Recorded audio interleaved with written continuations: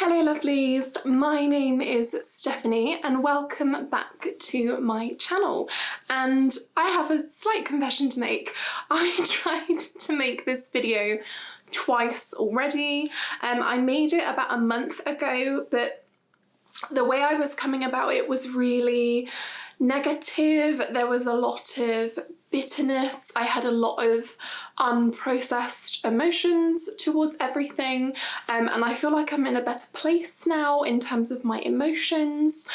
So I wanted to just talk to you about my life, what's been happening, have a bit of a frank conversation about my mental health and all of those things. So if that interests you, then please stay around.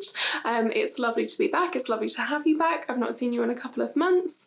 But yeah, so we're going to do a life and mental health update today. Okay, so I think first and foremost, the first thing I need to address is my mental well-being. I am okay. I'm doing okay. So for those of you who've been following my channel for a while, you'll know that I struggle with depression, slightly with anxiety, and it's something I've had my entire transition. It's something that has kind of plagued me since the very beginning.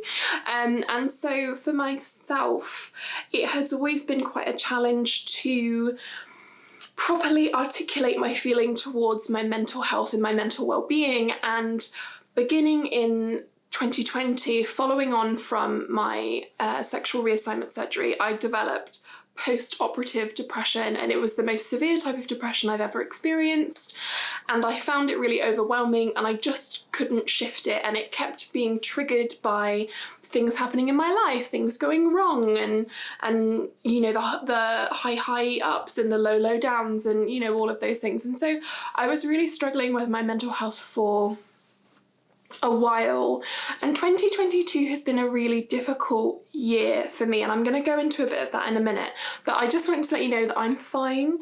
My depression and anxiety is completely under control, and I made a really big step in my mental health the other day. So for those of you who have probably noticed or have watched a couple of my videos, I talk about my weight a lot, and I'm very down on myself in regards to my recent weight gain, and I'm going to be making a separate video on that in the future. But I have a very disordered attitude towards eating, and I say disordered attitude towards eating because I never received a formal diagnosis for my eating disorder that I struggled with when I was a teenager. And I never addressed the disordered relationship I have to food as an adult, and I'm really struggling talking about this, which is why I'm going to talk about it in a separate video. But I finally accepted my GP's advice and offer of a referral to the team here in London who specialise in EDs, which stands for eating disorders. And when I was a teenager, my eating disorder manifested in what I would describe as anorexic tendencies, starvation, fasting, tight control around my food and exercise routine, and in my adult life it's very much manifested in binging and things like that. Oh my god, I'm getting really sweaty just talking about this. It makes me quite nervous to share this with all of you because I really struggle with being vulnerable sometimes, especially when it's in regards to my weight, which is something I've struggled with for a really, really long time. Don't mind the Juno Birch Trixie Mattel mirror. We love to see it. Isn't she a doll? Wait, can you see that? Yeah, you can. Hi, I'm back. So yeah, I've always really struggled with my weight, and I gained a lot of weight following on from my surgery. It didn't help that following on from my surgery, I obviously developed post-operative depression, and then I also, you know, was thrown into a pandemic. So I really have struggled with my weight gain, and that's something that I think a lot of people have seen in my videos. They've seen me kind of pick at it, which is a very common attribute in trans women, kind of tearing ourselves down. So just to keep you updated, my mental health is doing fine, and it's always been fine. I've always managed it very well, but I am now permanently on medication to help with my mental health, and I think that my attitude towards mental health was something that I really needed to work on, and I have done a lot of work on over the last 2 years in therapy and with my doctors, and knowing that it's okay to accept the help. So I am taking sertraline, which helps with my depression. And I developed a lot of anxiety following on from the blood clot I had in my brain. So if you haven't seen that video, I will link it somewhere. But I had a blood clot in my brain in April. It was the most terrifying thing. It resulted in loss of vision for myself, loss of balance. I can no longer do certain things that I used to be able to do and enjoy. I struggle with travel, and you know, that can be quite difficult for me. And it's not, you know, I would never let anything that's happened to me in my life stop me from achieving something or anything like that. But that has been one of the biggest kind of adjustments of the year. But my mental health is fine, and I'm making positive steps towards addressing things like my relationship towards my body and my relationship towards food. So that's the first thing. The second thing is, it's kind of two things. It's why my year's been so shit. And then like leading into my life update. So this year for me has been a lot of ebbs and flows, ups and downs. So starting in January, I was made redundant from my role. I was then hospitalised as a result of the treatment of my body, following on from how I felt about losing another role within Heritage, because I really struggled with that idea, because I'm very much a go-getter, a professional person. So I lost my role through no fault of my own.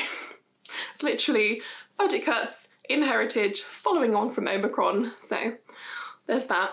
And then I was hospitalised shortly after that, and then after that I started an amazing new job, and this was the area of which I spoke with a lot of bitterness in my previous videos when I attempted to make this before. So I had a great job. I helped to open the UK's first LGBTQ+ museum. I was the very first front of house volunteer events and visitor experience manager, so I did a lot of jobs there, and it was amazing, and I got a lot of amazing opportunities from that place, but that place also cost me a lot of amazing opportunities. So one of the biggest personal opportunities within my life this year, I was due to be the focal point of a documentary, and it was a documentary following on from how I have passing privilege, and I choose not to use it, and I choose to be vocal within the community, and I do the work that I do. But unfortunately, because of my work at the museum, that opportunity was taken away from me by senior members of the staff at the museum, which was really difficult for me, because I had found, you know, my home there, and it made the relationship between myself and the directorate very bitter, and you could really feel that. You could really feel that. And I was really upset about it all, because obviously I had a blood clot in my head whilst I was working to deliver the museum. Like, I worked exceptionally hard, and I'm very proud of everything I did there, because I achieved something and delivered something that the community's never seen before. You know, I am the manager that hired the UK's first entirely LGBTQ+ identifying front of house team, and I, you know, the person who opened the doors on the first ever LGBTQ+ museum in the United Kingdom, you know. And so there are a lot of achievements there, but there's a lot of bitterness surrounding my experience there. I experienced some misgendering, I experienced a lot of microaggressions, and it was a difficult kind of place to navigate, because I thought I was going to be there forever. I thought it was going to be my forever path. And it wasn't, it just turned out not to be. So I had been teasing in one of my recent videos, I don't remember which one it was, I said something along the lines of, I have really big news to share with you and I can't wait to share it with you.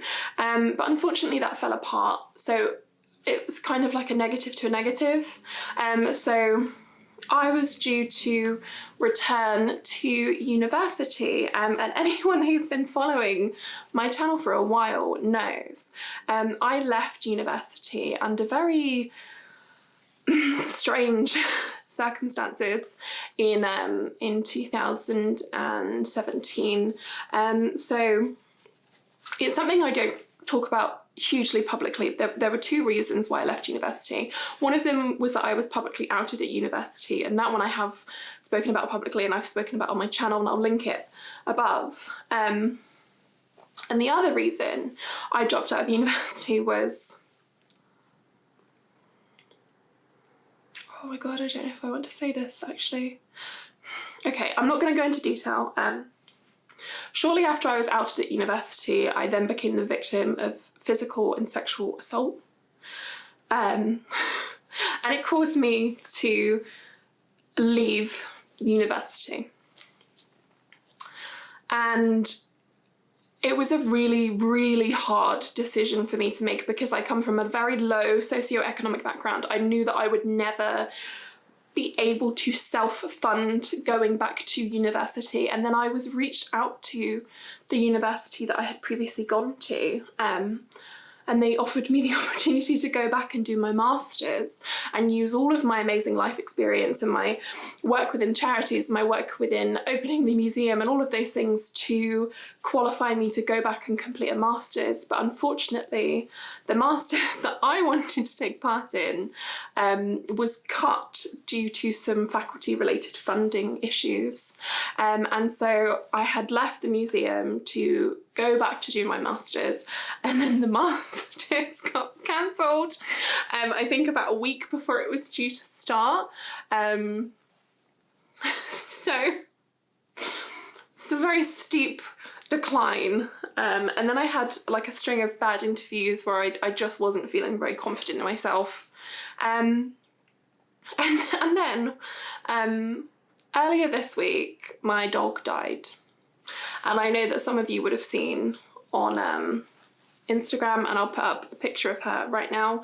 Maisie, my dog, who was almost 13, she had given us some amazing years and she was so characterful, and she passed away earlier this week. And that was really difficult for me because it's the first time I've ever lost someone. And I know it's, you know, it's just a dog, and, you know, but when they've been with you for 12 years and you know, you have a difficult childhood, you very much form attachments to her. And it was the first time I've ever lost someone living in London, and now obviously I choose to live in London, I choose to be here, and I have always chosen to be away from, not be away from, but to live away from my family, for many reasons.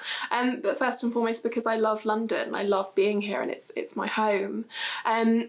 So it's been a really shitty year because it started poorly, and then I had a very high peak, and then that peak caused me to miss other peaks, and then I was going into what I thought was going to be another huge peak, and then that got kind of taken away from me. And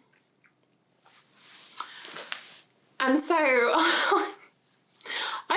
I'm not struggling, but I was struggling. I'm in a much better place than I was earlier in the year, and I'm a very accountable person. I like to take, you know, responsibility for my actions, and I know that a lot of the things that happened to me this year were so far removed from my control. You know, my health issues and the health issues that came about as a result of my health issues and all of those things. So the other thing I wanted to address and I wanted to talk about and finally talk about,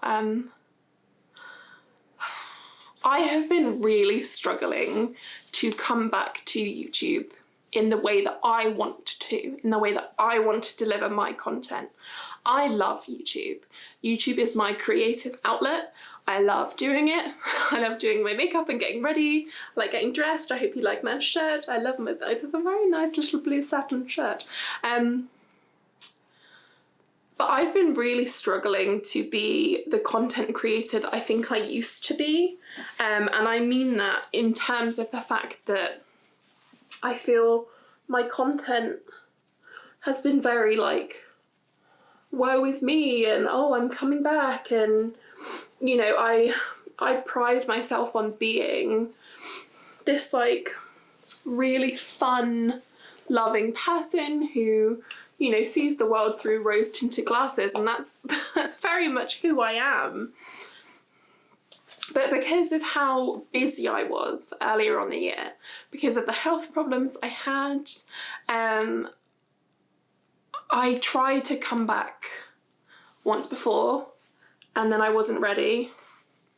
I was working extremely long hours at the time and I just couldn't find the balance. And then when I was finally getting seen for my mental health, I lost touch, and then I came back with some really fun videos. I actually loved doing the Q&A videos, and I'll link them up there as well. And I had a great time doing the Q&A videos, but I then tried to film this video, and it was so clear to me that I was in such a negative headspace about everything that had happened and I couldn't see a positive outcome yet. And the video that I did was really negative. And I also hated how I looked in it because I had my hair up and I had this dress that made my boobs look huge, but in a really not good way. And yeah, so here's the thing. I want to be back full time. I want to be doing an upload every week. I want to be delivering the fun content that I want to deliver. And I finally feel like I'm getting to a place where I might be able to do that again very soon.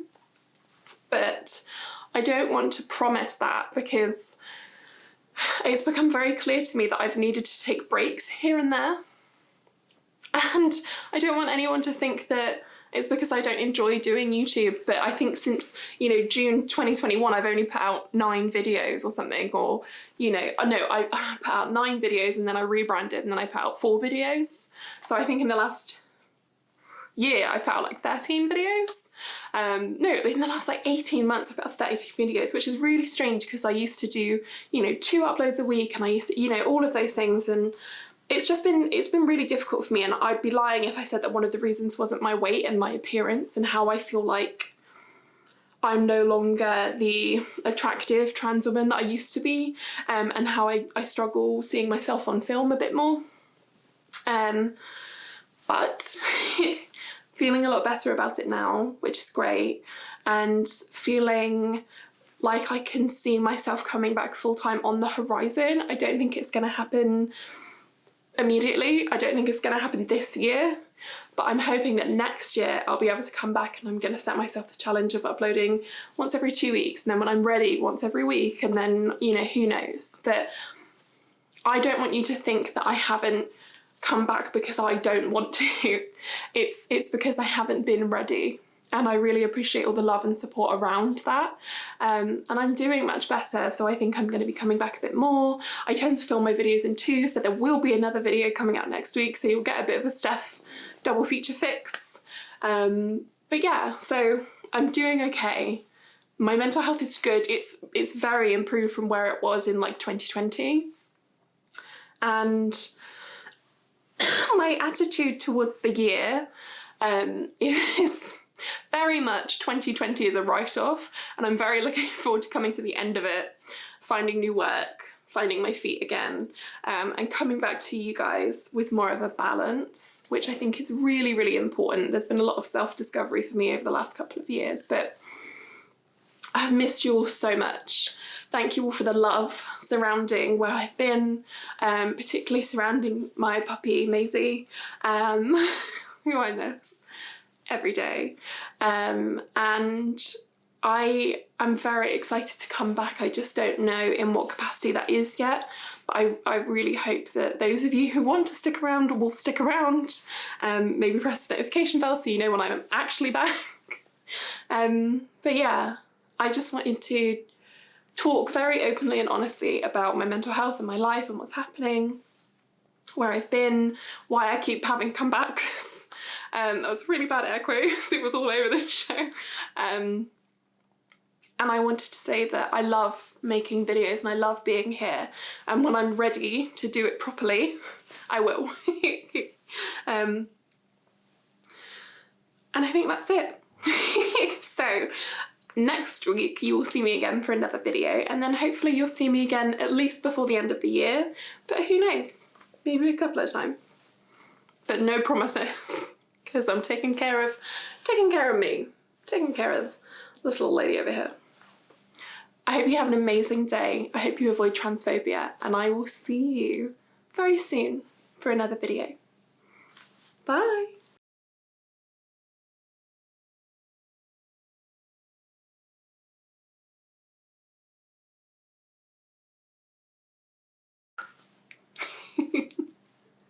That felt really good.